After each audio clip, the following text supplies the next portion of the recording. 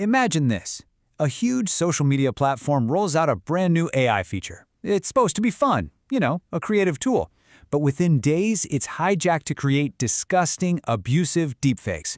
And that sparks this massive international firestorm, with investigations launching on multiple continents. Yeah, that really happened. This is the story of Grok's deepfake crisis. And look, this isn't just some abstract tech headline. It has a very real, very human cost. That quote you see is from writer Ashley St Clair. She was one of many women targeted by this technology in a way that was just deeply, deeply disturbing. So that's the big question we're digging into today. How did a simple edit image button blow up into a global scandal, pulling in governments from Europe all the way to Asia? To get to the bottom of it, we have to start with how this tool was actually being used.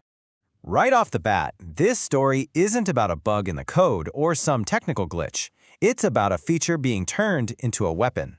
Almost immediately, people weren't using it for creativity, they were using it for targeted harassment. Ashley St Clair found herself right in the middle of it. She's a writer who, and this is a key detail, is also the mother of one of platform owner Elon Musk's children.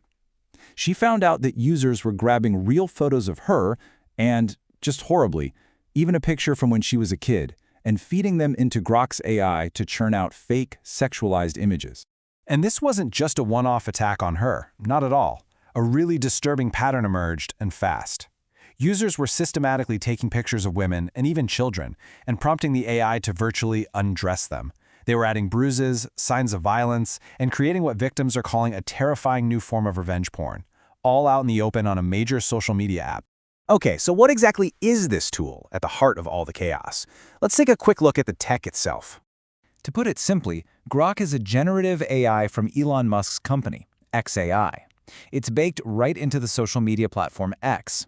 One of its main features lets you create or edit any image just by typing a command, a simple text prompt.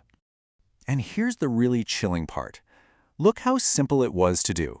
An abuser could just grab a real photo of someone, upload it, and then type in a malicious prompt. And within seconds, the AI spits out a brand new, explicit deepfake. You needed zero technical skill, just the desire to hurt someone. Well, when abuse is that easy and can happen at that scale, you better believe people are going to notice. It didn't take long for it to get on the radar of governments all over the world, and that triggered a huge regulatory backlash. And that backlash was swift, and it was widespread. We're talking formal investigations launched by the European Union, India, and Malaysia. The UK's media watchdog demanded answers. Brazil's parliament called for Grok to be suspended entirely. And here in the US, the National Center on Sexual Exploitation pushed the Department of Justice to launch its own investigation. And the regulators, they were not mincing words. Thomas Regnier, a spokesperson for the European Commission, just shut down any attempt to downplay what was happening. He said flat out, "This is not spicy. This is illegal. This is appalling. This has no place in Europe." So, with regulators from all over the world breathing down their necks, all eyes turn to X.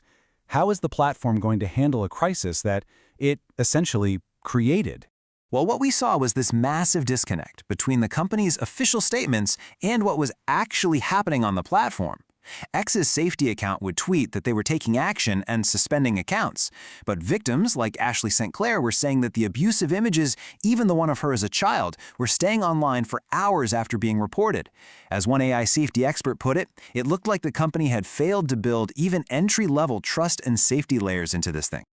Now, with a global scandal this big and this much criticism, you would think the platform's growth would take a serious hit, right?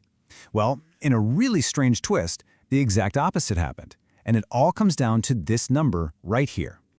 Yep, you're reading that right. According to data from Apptopia, daily downloads of the X app actually shot up by 25% in the 3 days right after this whole thing exploded. It's just a bizarre situation that makes you ask some really uncomfortable questions about whether any publicity, even a horrifying global scandal, is good publicity in today's world. This whole episode really forces you to zoom out, to look past this one feature on this one platform and start asking some much, much bigger questions about where all this technology is actually going. And here's the critical long-term worry. Experts are warning that every time a user types in one of these horrible prompts, they are, in a sense, training the AI. They're poisoning the well, teaching the model that this is what users want. And that could create an AI that is fundamentally biased and way more dangerous for women and other vulnerable groups down the line. So when you strip it all away, this entire crisis leaves us with one massive, urgent question. As AI gets faster and more powerful and woven into everything we do, who is ultimately on the hook when it's used to cause harm? Is it the person typing the prompt? Is it the company that built the tool and released it? Or is it all of us, for not having figured out the rules for this crazy new world we're building?